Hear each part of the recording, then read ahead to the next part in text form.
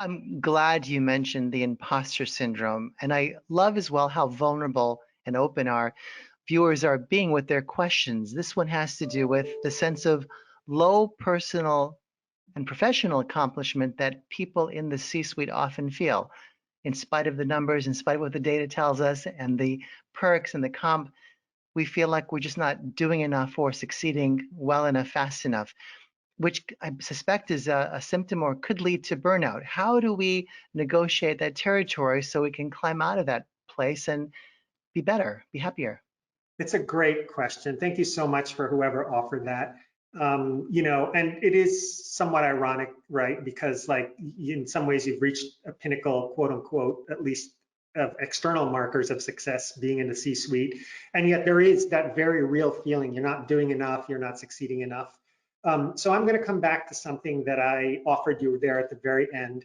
And we only had a very brief time together, so we really couldn't get into it in detail. But we do so more in our programs. But this notion of self-compassion.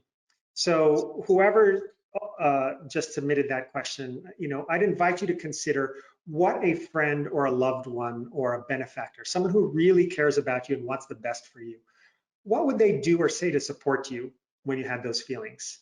How would they show up? And can you take that same perspective towards yourself, right? So, for me, my grandmother was a great benefactor, a great friend, a great mentor, and she always said, just do your best. I want you to just do your best.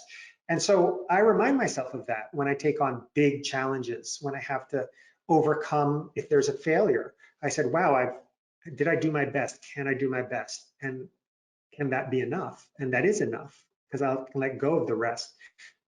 Breathing in, you do your best. Breathing out, you let go the rest. That's the micro practice. So for my friend there who offered that question, I would just say, really explore this idea of self-compassion. There's a wonderful book by Dr. Kristen Neff entitled Self-Compassion out of the University of Texas, Austin. And I recommend that highly. It's kind of forms the basis of the practices in our program. So please check that out.